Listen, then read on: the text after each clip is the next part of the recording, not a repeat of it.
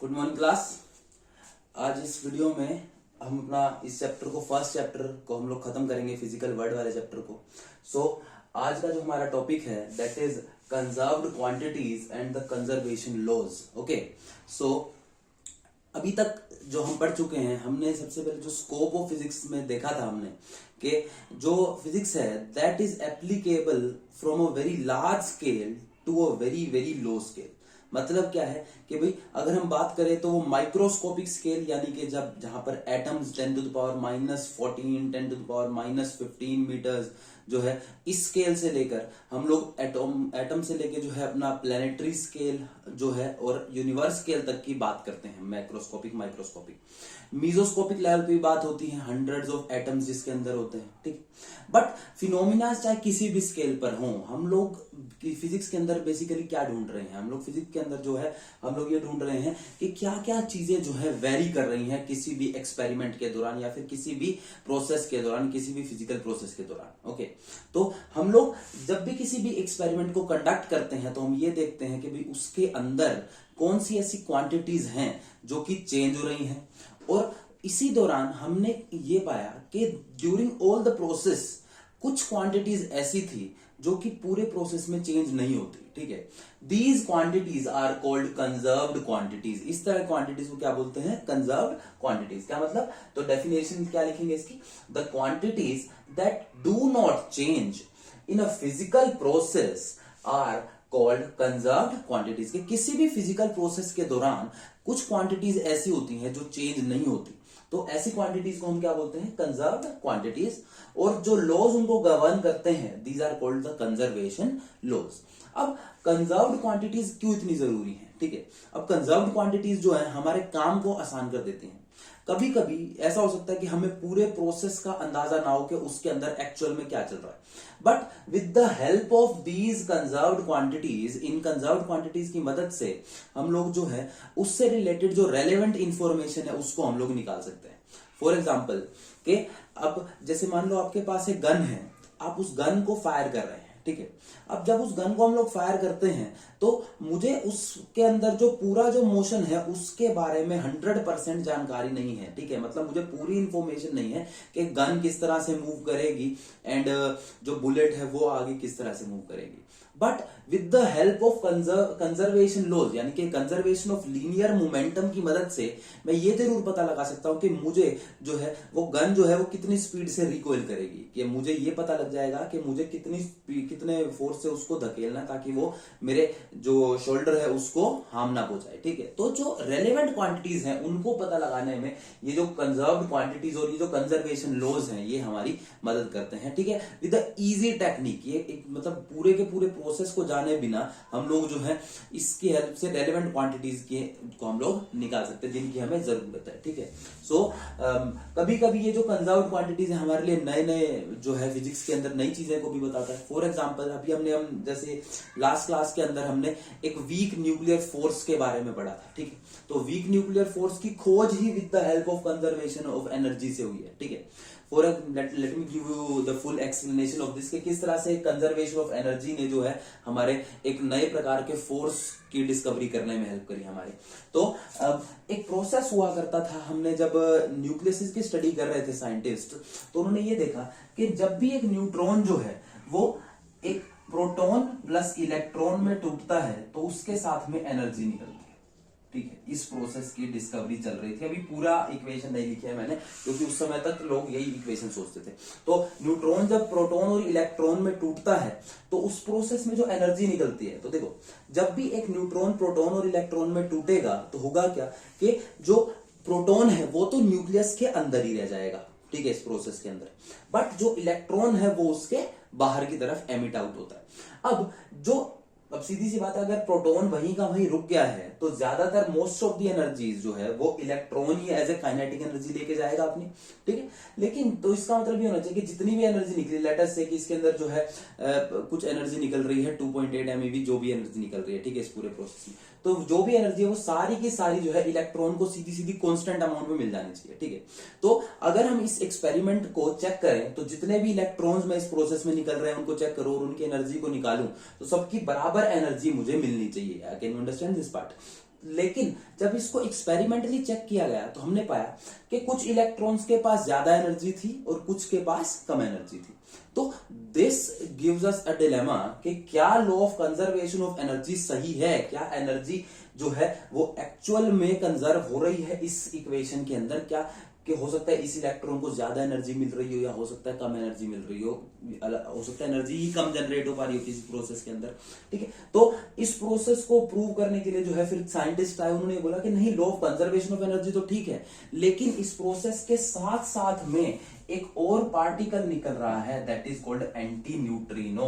Okay, अब ये जो पार्टिकल है ये क्या करता है, इलेक्ट्रॉन के साथ में जो है इस ये जो पार्टिकल जो है इस एनर्जी को साझा शेयर करते हैं। ठीक है, कुछ पार्ट अब ये इलेक्ट्रॉन के पास जाता है और कुछ जो है इस न्यूट्रिनो के, एंटी न्यूट्रिनो के पास जाता है। तो अगर जो ये आपके पास, अब मैं सिर्फ इस इलेक्ट्रॉन की एनर्जी को देखूंगा तो अब मुझे कांस्टेंट नहीं मिलेगी। हो सकता है इस केस में, किसी केस में जो है इलेक्ट्रॉन के पास ज्यादा एनर्जी आ जाए और हो सकता है किसी केस में जो है न्यूट्रिनो, एंटी न्यूट्रिनो के पास ज्यादा एनर्जी चली जाए। सो दिस इज द वे, जिस तरह से जो है साइंटिस्ट ने with the help of conservation of energy एक नए प्रकार के पार्टिकल की खोज करी, this is called anti neutrino. ठीक है, जो कि एटम का एक और एलिमेंट्री पार्टिकल होता है। सो इस तरह से हमने देखते हैं कि कंजर्वेशन लॉज हमारी नई नई चीजों को खोजने में भी हेल्प करते हैं। तो सिमिलरली इन्हीं दोनों पार्टिकल्स के बीच में आपका वीक न्यूक्लियर फोर्स एग्जिस्ट करता है, तो आपको जो है ये भी पता होना चाहिए। सो दिस इज द वे जो कंजर्वेशन लॉज हमारी मदद करते हैं। तो इसीलिए हम लोग एक बार, हालांकि आप इनके बारे में और डिटेल में अपना पूरे ऑल ओवर द सिलेबस आप पढ़े भीगे, बट हम एक बार इनके नाम याद कर लेते हैं कुछ समझने के लिए कि भाई क्या क्या चीजें होती हैं कंजर्वेशन लॉज में। हम सारे नहीं करेंगे बट फिर भी कुछ एक बेसिक अंडरस्टैंडिंग जरूर लेंगे इसकी। ठीक है, तो first is law of conservation of mechanical energy. Law of conservation of mechanical energy क्या कहता है? पहली बात तो मैकेनिकल एनर्जी क्या होता है बेटा? ठीक है, mechanical energy is the sum of the kinetic energy and the potential energy of a body. ठीक है, तो कंजर्वेशन ऑफ मैकेनिकल एनर्जी क्या कहता है कि इन an isolated system, isolated system का क्या मतलब है? आइसोलेटेड सिस्टम, आइसोलेट कर देना, अलग थलग कर देना किसी चीज को। सो एक ऐसा सिस्टम जिसको अलग थलग कर दिया गया है, जिसको बाहर से अब कोई भी चीज उससे इंटरेक्ट नहीं कर रही। ठीक है, ऐसे केस में एक ऐसे सिस्टम की मैकेनिकल एनर्जी हमेशा कांस्टेंट रहेगी, मतलब उसकी काइनेटिक एनर्जी और पोटेंशियल एनर्जी का सम बराबर रहने वाला है मेरा। इसका एग्जांपल जैसे मान लो मैंने एक वैक्यूम के अंदर जो है इस मार्कर को नीचे की तरफ गिरा रहा हूं मैं। ठीक है, तो उस सिचुएशन में जो इसकी potential energy plus kinetic energy होगी वो कांस्टेंट रहेगी। अब वैक्यूम में ही क्यों? क्योंकि मुझे आइसोलेट करना था कि ताकि इससे जो है और कोई भी चीज जो है इससे टकरा के इसकी एनर्जी को, जैसे हवा के पार्टिकल इससे टकरा के इसकी एनर्जी को ले ना जा सके, तो आइसोलेट कर दिया मैंने इसको बाकी सब चीजों से। अब मैं देखूंगा कि भाई इसकी मैकेनिकल एनर्जी कांस्टेंट मिल रही है कि मुझे kinetic energy plus potential energy. तो हमने पाया कि यस, कि अगर आइसोलेटेड सिस्टम है तो वो कांस्टेंट रहती है। तो ये एक प्रकार का कंजर्वेशन लॉ है। ओके, सिमिलरली एक और कंजर्वेशन लॉ आपने पढ़ा होगा, that is law of conservation of mass energy. Mass energy का मतलब जो है the total energy of the universe remains constant, चाहे वो किसी फॉर्म में हो। आपने इसको एक और फॉर्म में सुना होगा बड़ा, एक जिसको बोलते हैं energy can neither be created nor be destroyed. So ये भी आपका जो है law of conservation of mass energy है। लेकिन देखो, टोटल एनर्जी, अब एनर्जी किसी भी फॉर्म में हो सकती है बेटा। किसी फॉर्म में होने का मतलब ये हो सकता है काइनेटिक एनर्जी की फॉर्म में हो, ये हो सकता है पोटेंशियल एनर्जी की फॉर्म में, हो सकता है मास एनर्जी की फॉर्म में हो। मास एनर्जी का मतलब कि जो आइंस्टाइन ने हमें ये बताया था कि जो मास है that is also a form of energy. Energy और मास जो है एक दूसरे के इक्विवेलेंट है। E is equal to MC square. आगे इसके बारे में और पढ़ेंगे हम लोग। ठीक है, the total energy of the universe is in itself N isolated system. Universe से ज्यादा आइसोलेटेड सिस्टम तो कोई हो ही नहीं सकता। ठीक है, तो the total energy of the universe remains constant. जितनी यूनिवर्स के अंदर पहले एनर्जी एक टाइम पे बनी थी वही की वही हमारे पास में एज इट इज आज भी उतनी ही है, ना कभी बढ़ी है ना कभी घटी है। इसके अलावा we have other conservation laws also, like law of conservation of linear momentum. So law of conservation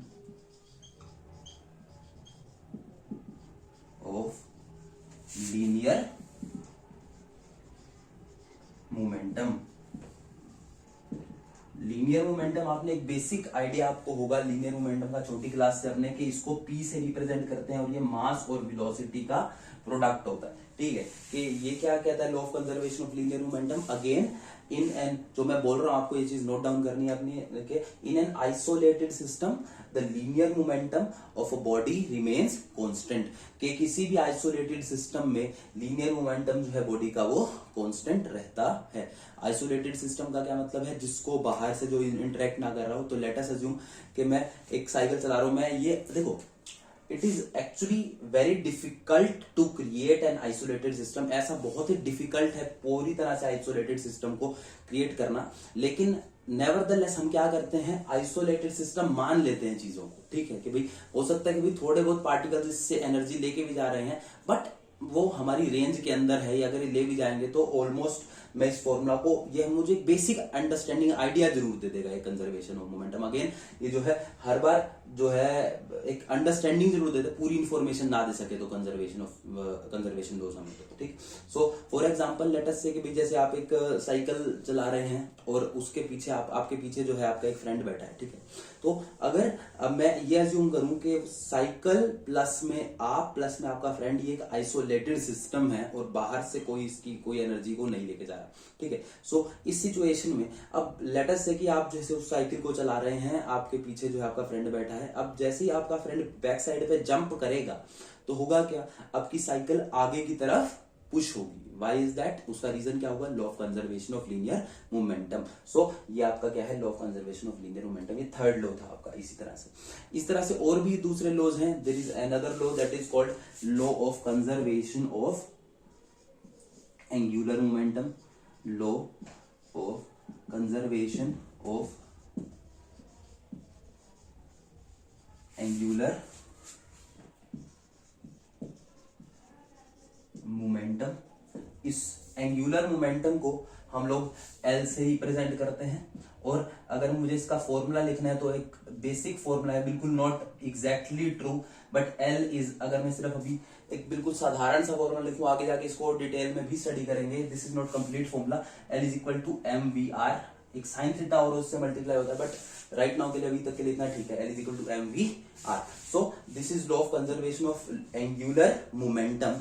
क्या कहता है ये कि भाई ये जो क्वांटिटी है इन an isolated system, angular momentum, ये भी कांस्टेंट रहती है। क्या मतलब इस बात का, जब भी, अगेन इसकी डेफिनेशन क्या होगी, in an isolated system the angular momentum of a body remains constant. Okay, so क्या होता है, कैसे काम करता है एंगुलर मोमेंटम, इसके बारे में हम लोग आगे जाके रोटेशन वाले चैप्टर में और डिस्कस करेंगे।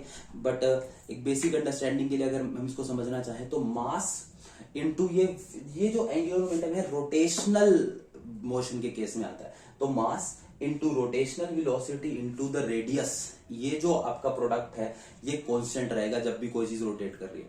आपने इस चीज को अगर समझना भी हो तो, अगर आपने कभी जो स्केटिंग करने वाले जो होते हैं ओलंपिक स्केटर्स आपने देखे होंगे, तो वो क्या करते हैं, व्हाट दे डू, कि वो अपने हाथ खोल कर जब रोटेट कर रहे होते हैं तो उनकी स्पीड कम दिखती है आपको। रोटेट करते करते जब वो अपने हाथों को अंदर लेकर आते हैं तो आपको देखेंगे उनकी स्पीड एक ही दम से, रोटेशन की स्पीड फास्ट होने लग जाती है। तो व्हाई इज दैट, ताकि एंगुलर मोमेंटम को कंजर्व रखा जा सके, कांस्टेंट रखा जा सके। तो जब उन्होंने अपने हाथ अंदर की तरफ करे तो रेडियस कम हो गया, जिसकी वजह से वेलोसिटी जो है वो इंक्रीज होना चाहिए, ताकि ये जो प्रोडक्ट है ये कांस्टेंट रह सके। और डिटेल्स इनके आगे जो है पूरे चैप्टर के अंदर बहुत डिटेल में इसको स्टडी करेंगे, बट अभी के लिए सिर्फ इसको हमें लिखना है और थोड़ा बेसिक अंडरस्टैंडिंग जरूर रखनी है इसकी, ठीक है। सिमिलरली और भी कई सारे लॉज हमारे पास, जैसे law of conservation of charge है, ठीक है। तो like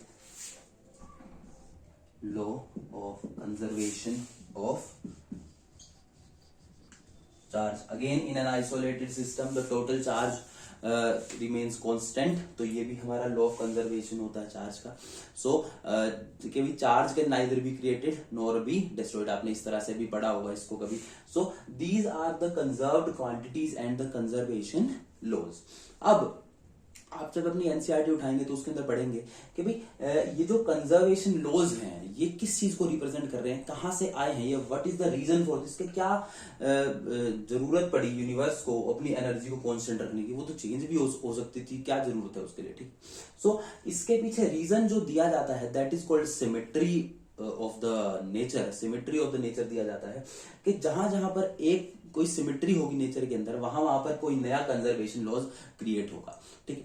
for example this conservation of mass energy, इसके लिए अगर मैं आपको समझाना चाहूँ कि मास एनर्जी क्यों कंजर्व है, तो इसके पीछे ये है कि भाई जो सिमेट्री अलोंग द टाइम, के टाइम के हिसाब से जो है नेचर क्या बोलता है कि भाई आप किसी एक्सपेरिमेंट को चाहे अब कंडक्ट करो, चाहे 10 साल के बाद कंडक्ट करो, चाहे 20 साल के बाद कंडक्ट करो, आपका जो रिजल्ट है, अगर आपने बिल्कुल सारे के सारे अपने जो पैरामीटर है वो सेम रखे हैं, तो आपके पास रिजल्ट भी सेम का सेम ही आएगा। टाइम के हिसाब से आपके एक्सपेरिमेंट पे कोई इफेक्ट नहीं पड़ना चाहिए। This is called symmetry along the time. तो ये रीजन दिया जाता है कंजर्वेशन ऑफ एनर्जी का। अगेन इसके बारे में डिस्कशन आगे जाके है, बट अभी के लिए सिर्फ इनको समझना है कि तो इसका रीजन अगर मुझे कोई पूछे कि why there is conservation of mass energy, तो symmetry along time transition, symmetry in time transition. कि आप किसी भी टाइम में चेक करें नेचर के अंदर, आप जो है लॉज ऑफ फिजिक्स आपको हर जगह सेम से हर टाइम में सेम ही मिलेंगे। तो ये रीजन दिया जाता है कि भाई बाय मास एनर्जी या फिर एनर्जी इज कंजर्व्ड, के एनर्जी भी टाइम के हिसाब से चेंज नहीं हो रही है इसी वजह से, ठीक है, क्योंकि बाकी सारे लॉज ऑफ फिजिक्स भी जो है चेंज नहीं होते, ठीक। सो इसी तरह से हमारे पास में यह है law of conservation of linear momentum. Linear momentum के पीछे रीजन क्या दिया जाता है कि भाई अब मैं किसी भी जगह पर अपने एक्सपेरिमेंट को कंडक्ट करूं, चाहे मैं इंडिया में जो है, चाहे हम अपने दिल्ली में उसको कंडक्ट करें, चाहे मुंबई में कंडक्ट करें, अगर मैं सेम सब चीजें उनको प्रोवाइड कर रहा हूं, सारी की सारी पैरामीटर सब सेम है, सारे के सारे जो कंडीशंस है एक्सपेरिमेंट के, तो रिजल्ट हर जगह पर मुझे सेम मिलना चाहिए। तो क्योंकि कोई प्रेफर्ड पोजीशन नहीं है, इसलिए लीनियर मोमेंटम जो है वो सेम रहता है, ठीक है। तो सिमेट्री इन डिस्टेंस ट्रांजिशन जो है ये, या फिर सिमेट्री इन पोजीशन ट्रांजिशन जो है, ये रीजन हो जाएगा मेरा कंजर्वेशन ऑफ लीनियर मोमेंटम। इसके बारे में और आप डिटेल्स में आगे पढ़ेंगे। सिमेट्री इन पोजीशन ट्रांजिशन, ठीक है। सिमेट्री इन पोजीशन ट्रांजिशन जो है वो रीजन हो जाएगा हमारा कंजर्वेशन ऑफ लीनियर मोमेंटम का। Similarly law of conservation of angular momentum, इसके पीछे क्या रीजन है कि इसके पीछे जो रीजन दिया जाता है दैट इज जो नेचर है हमारा, उसके अंदर कोई भी प्रेफर्ड डायरेक्शन नहीं है। प्रेफर्ड डायरेक्शन होने का मतलब कि चाहे मैं जो है ईस्ट में रख के अपना एक्सपेरिमेंट कंडक्ट करूं, चाहे वेस्ट में रख के करूं, चाहे किसी भी और एंगल के ऊपर बीच में रख के करूं उनके, ठीक है। तो कोई भी प्रेफर्ड डायरेक्शन नहीं है यूनिवर्स के अंदर। नेचर के लॉज जो है हर डायरेक्शन में मुझे सेम ही ऑब्जर्व होंगे। तो that is why angular momentum को कंजर्व नेचर करता है इस वजह से, ठीक है। सो इनके बारे में डिटेल्स जो है बहुत ही ज्यादा एक्सप्लिसिट वे में जो है आपको आगे जाके मिलेंगी, बट अभी के लिए इनको आप जो है एक बार जस्ट नोट डाउन कर ले और इनको एक बेसिक अंडरस्टैंडिंग के लिए इनको याद जरूर रखें कि क्या चीज है इनके पीछे रीजंस, ठीक। सो ऑन दिस नोट हमारा ये चैप्टर अभी आज खत्म होता है। अगर आपको कोई भी डाउट्स हैं स्टूडेंट्स, तो आप इससे रिलेटेड मुझसे अब व्हाट्सएप पे पूछ सकते हैं। Okay, thank you very much.